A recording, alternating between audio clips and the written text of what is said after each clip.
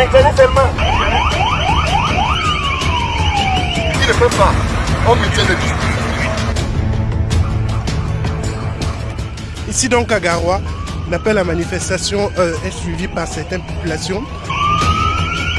Garoua, région du Nord Cameroun, dimanche 26 octobre 2025. À l'appel du candidat à la présidentielle Issa Chiroma Bakary, la population descend dans la rue. Elle réclame ce qu'elle présente comme étant le vol de la victoire de leur candidat. Les manifestants répondent présents et affluent de part et d'autre de la ville. Pour leur part, les forces de l'ordre essaient de contenir la manifestation et protéger les points essentiels. Retour sur une journée sous haute tension dans le fief du candidat Issa Chiroma Bakary.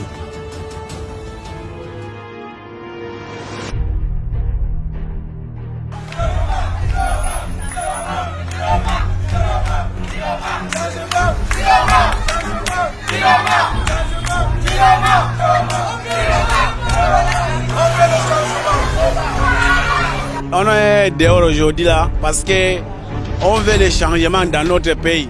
Ça ne va pas. Il faut qu'on arrange le pays ici. On veut que le pays soit en paix. On veut les changements là. On veut notre président. On veut qu'on nous donne, n'est-ce pas, les résultats de de ce qu'on a voté. Bon, aujourd'hui on est dehors, on réclame votre victoire de M. président Issa Chiroma. Pour qu'il ait gagné l'élection à 54%. Bon, nous sommes d'accord, on est sortis pour réclamer notre droit. Dans ce contexte, les forces de l'ordre nous affirment et rappellent à leurs unités que leur objectif n'est pas d'empêcher les manifestants de s'exprimer, mais de les contenir loin du centre névralgique de la ville pour protéger les services essentiels d'éventuels débordements. Pour cela, il faut former un cordon de sécurité en bouclant les principaux points d'accès au centre-ville. L'un de ces points d'accès, c'est ici, devant l'hôtel de la Benoué, sur la route qui mène au quartier Marouari. Les forces de l'ordre se déploient et rapidement font face aux premiers projectiles des manifestants. Après un premier assaut repoussé des manifestants, les forces de l'ordre reprennent le dispositif en main ici derrière l'hôtel Benoué. Vous voyez les manifestants derrière moi, ils réagissent avec des cailloux, avec des cocktails Molotov qu'ils lancent sur les forces de l'ordre. En réponse, les forces de l'ordre les repoussent avec du matériel anti-émeute, notamment des gaz lacrymogènes, des boucliers et des bâtons.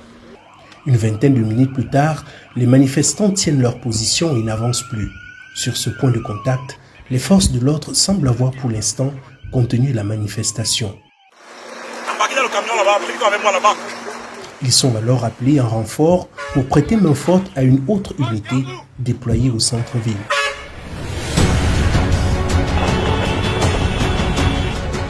Devant l'hôtel de la Benoué, les forces de l'ordre semblent avoir calmé la situation de ce côté. Et maintenant, comme vous voyez derrière moi, nous avons pris place à bord d'un des camions des forces de l'ordre. Ils se repositionnent pour aller sur un tout autre site.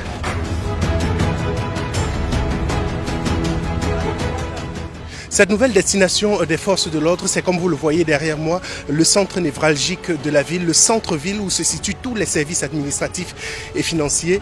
D'après ce que les éléments des forces de l'ordre nous font savoir, l'objectif c'est de protéger le centre-ville, essayer de repousser les manifestants à la périphérie de la ville et afin de protéger le cœur des institutions, le cœur de la ville avec tous les services financiers et bancaires. Une fois sur place, quelques débordements de manifestants violents. Ils jettent des pierres en direction des forces de l'ordre, mais la tension retombe vite, les forces de l'ordre invitant les manifestants à rentrer chez eux.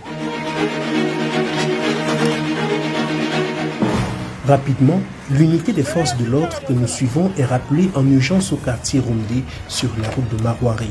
Après une relative accalmie, les manifestations ont repris de l'élan et pourraient rapidement déborder le dispositif.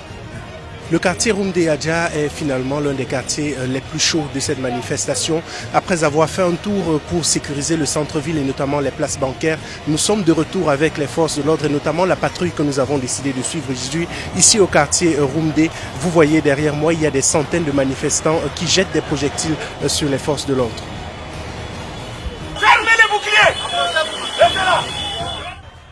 L'unité décide de contourner les manifestants pour les prendre en tenaille bien plus à l'arrière. On tombe alors sur cette jonction qui donne sur plusieurs rues. Les forces de l'ordre établissent alors une base de circonstances.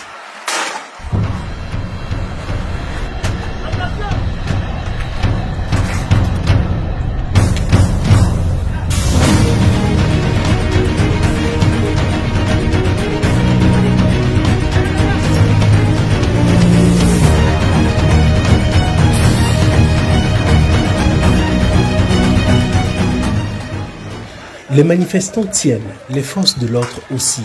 Une sorte d'équilibre de la terreur s'installe entre, d'une part, des manifestants déterminés et armés de pierres, de projectiles et de cocktails Molotov, et d'autre part, des forces de l'ordre décidées à contenir la manifestation avec le matériel anti-émeute. Les projectiles fusent de partout.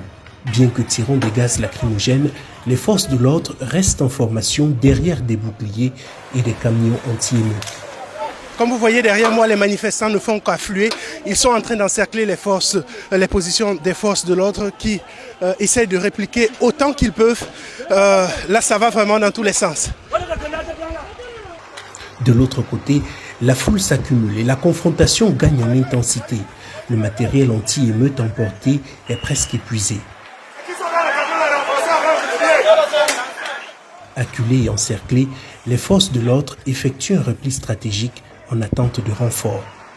C'est donc alors à ce moment où les manifestants étaient en train de pratiquement encercler les forces de l'ordre qu'un renfort est arrivé, un renfort constitué de policiers et de gendarmes pour venir prêter main forte à cette équipe que nous suivons depuis. Forces de l'ordre, dans ce contexte, il est de plus en plus difficile pour nous de continuer à tourner.